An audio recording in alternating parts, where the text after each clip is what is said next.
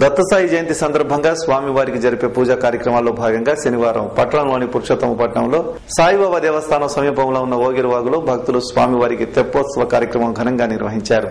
ముందుగా స్వామివారిని అలంకరించి ప్రత్యేక పూజలు జరిపారు. మేళ తాళాల మధ్య స్వామివారిని ఊరేగించి తెప్పోత్సవ మండపంలో దత్తసాయి తెప్పోత్సవం నిర్వహించారు.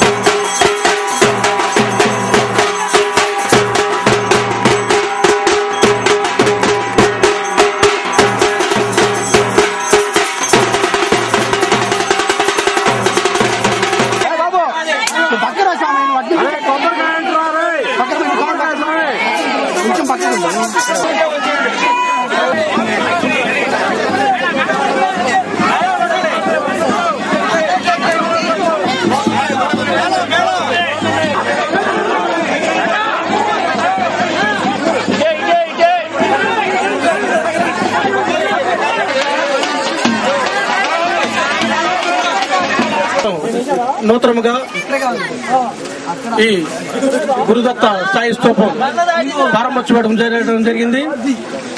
మరి చాలా విశేషమైన భక్తి భావన కలవదు ఈ స్తూపంలో.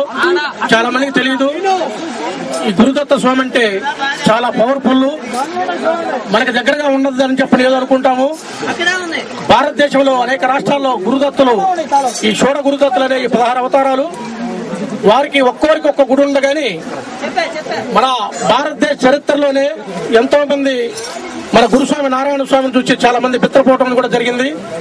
ఎందుకంటే ఈ యొక్క ఆ 16 అవతారాలు కూడా కలిపి మరి కలియుగంలో ఒక 5 అవతారాలు ఉన్నాయి. శ్రీపాద వల్లభ, నరసింహ సరస్వతి, మాణిక్య ప్రభువు, అక్కలకోట మహారాజు, షిరిడి సాయినాథుడు, ఆ 16 అవతారాలు, ఈ 5 అవతారాలు కలిపి దత్తస్థాయి స్తూపం కట్టిన ఘనత మన గురుస్వామి నారాయణ స్వామిది ఒక్కటే. స్వామివారికి మొట్టమొదటిసారిగా దత్తస్వామి వారికి మన బాబా గారికి మన ప్రాంతంలో బాబా గారికి తెప్పోత్సవం అనేది చేయటం అనేది జరుగుతూ ఉన్నది. ఇది ప్రప్రథమంగా మన ప్రాంతంలో బాబా గారికి తెప్పోత్సవ కార్యక్రమం జరుగుతూ ఉన్నది. ఈ కార్యక్రమాన్ని మరి స్వామివారి యొక్క ఆశీస్సులతోటి చేయడం జరిగింది. కనుక ఈ యొక్క కార్యక్రమానికి ఇచ్చేసినటువంటి భక్తులందరికీ మరి ఈ కార్యక్రమాల్లో పాల్గొంటున్నటువంటి ప్రతి ఒక్కరికి స్వామివారికి అనుగ్రహ ఆశీస్సులు.